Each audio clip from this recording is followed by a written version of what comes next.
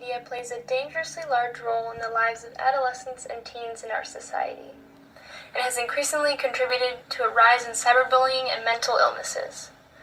When you take 1.9 billion Facebook users and 450 million people suffering from mental disorders, it's not too hard to see the correlation between the two.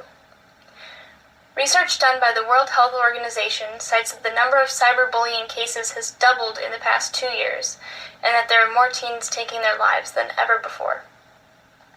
Several studies have shown that in social networking, Facebook in particular, can have detrimental effects on our well-being. Researchers from the University of Michigan assessed Facebook usage over a span of 2 weeks and found that the more people that used it, the more negativity they experienced concerning their day-to-day activities, as well as over time incurring higher levels of dissatisfaction with their life overall. The message that we can take away from this is that we evaluate our own experiences against what we believe our experiences should be. When comparing ourselves to what we see online, or comparing our reality to someone else's highlight reel or false outward appearance that they've created for themselves.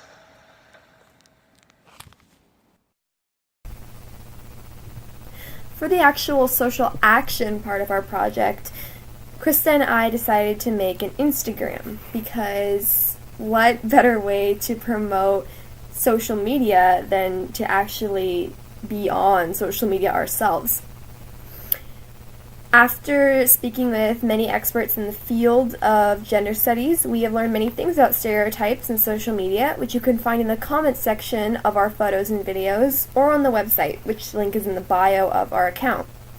The photos and videos from this account are all from various kids and young adults with whom we asked questions that can be seen in the comments. The questions were generally about the opposite gender, but there are also a few questions about the different kinds of people that one would see on Instagram, such as the more showy types of people who like to showcase their lives and post photos of, their daily routines in the kitchen and their daily routines on working out. And then we also asked them about who their favorite Instagrammer is, both male and female. We also asked the people that we interviewed to pose like their opposite gender and then to pose like their own gender. So for example, with a few girls, because that's the only people that we have on our account right now, we asked them pose like a guy, and so they posed like how they thought a guy would look. And then we asked them to pose like a girl, and then they posed like how a girl would look. And it's funny because the way that they posed for a girl was very different from the way that themselves as girls sit. So that was just showcasing how ingrained the stereotypes of how people are in each gender, how ingrained they are in our society. Typing.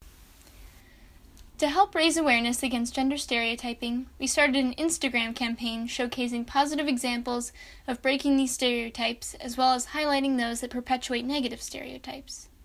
We reached out to YMCAs to see if we could speak to a group of students who are between the ages of 8 to 13 about changing their perceptions of social media before they've been fully immersed into its unrealistic beauty standards.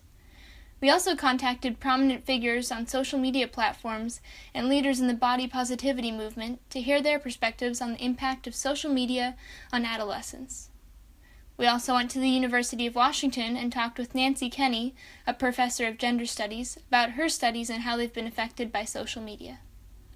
We went to the UW Library to do more research on our topic with book recommendations from the professor. We reached out to multiple other gender studies departments from colleges across the nation with help from the National Women's Studies Association, the NWSA directory. Even if we weren't able to successfully land our initial idea of showing a documentary we made to the students at the YMCA, we still feel that we were successful in our initial mission of making change within our community. We branched out far and wide from EPS and put ourselves outside of our comfort zone to learn more about the real issues dealing with social media and unrealistic stereotypes.